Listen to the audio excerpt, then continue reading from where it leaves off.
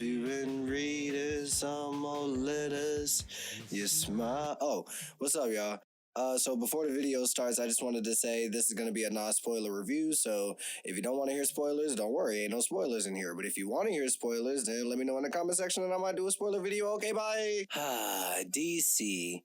You know, whether you love the movies or hate the movies, you gotta admit, they always give us something to talk about. Look, when it comes to DC, I'm not like a super fan of the comics or anything, but I am a fan of the movies. I know some of them haven't been the best, but I contend that most of them have been really good. Man of Steel was flawed, but it was ambitious. Wonder Woman was a welcome change of pace. Shazam was charming. Birds of Prey was fun. The Suicide Squad, was a blast. And don't even get me started on Todd Phillips' Joker, Matt Reeves' The Batman, and Zack Snyder's Justice League. These are three of my favorite movies of all time. I could talk about them all day long. But we have to be honest here. This whole DC Universe thing hasn't really been working.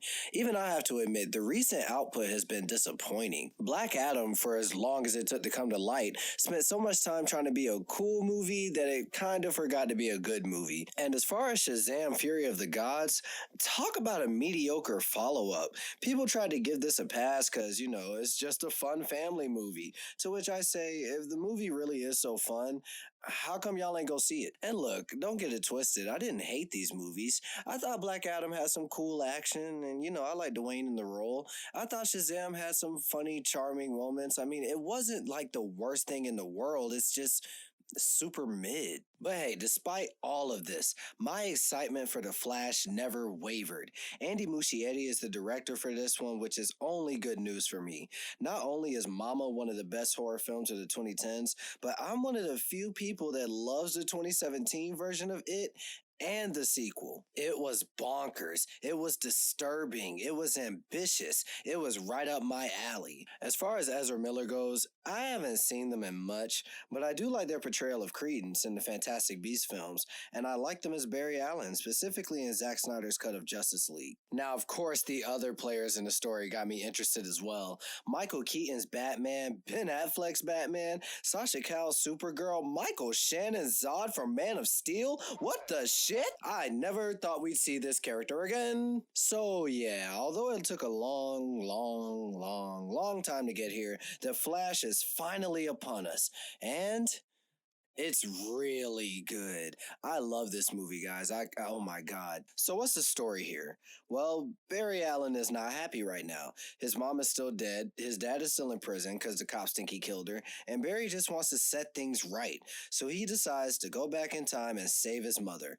Unfortunately, the way this timeline stuff works is that if you try to change anything at all, the universe is going to be on your ass like Black on Batman. So as you'd expect, this doesn't go well. Barry ends up running into another Barry, and when they see that the Zod from this timeline is about to destroy the world, our Barrys need a Batman and a Supergirl to help them set everything right. Man, I love the script in this film. I know the trailers and the premise make it look like your typical summer blockbuster, but this is a focused story that has a great pace and a heartfelt.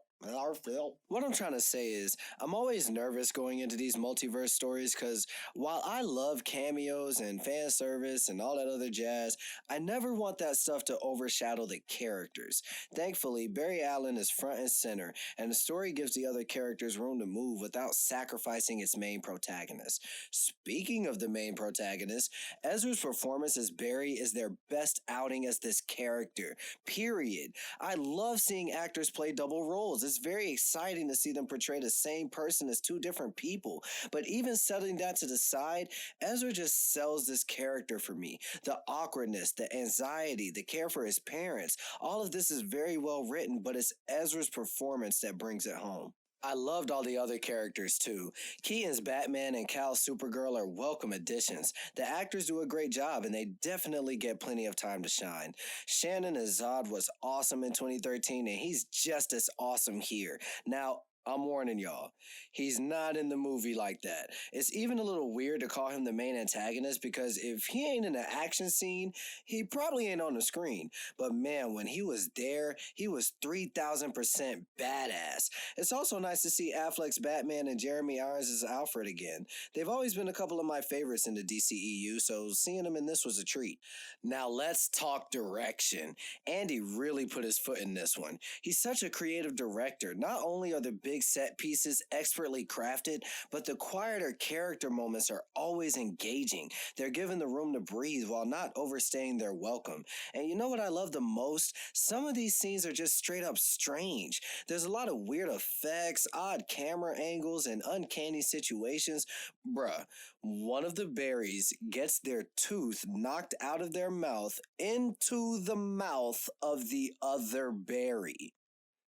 This is the best movie ever. The only real gripe I have about the movie, besides a couple of plot holes, there is a ton of CGI in this, and sometimes it's very noticeable and a little distracting.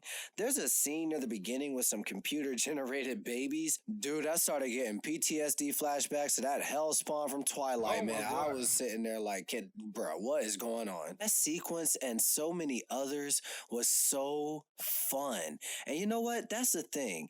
It's not that the plot is revolutionary or that the acting is Oscar worthy. Fuck the Oscars. It's the fact that I was able to have a great time and get a good story. So many blockbusters make me feel like I have to choose. Do you want it fun or do you want it good? Make up your mind. Well, damn, maybe I want both. And The Flash gives you both. An experience that's exciting, emotional, and electric, and a narrative that, while flawed, takes big chances and moves to push the genre forward. They claimed it was the best comic book movie of all time, and it ain't that. But it's well on its way to being one of my personal favorites. I'm giving The Flash an A-. Go and check it out.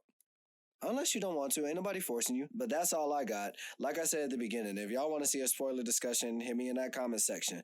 Otherwise, I'll see y'all next time. Take it easy.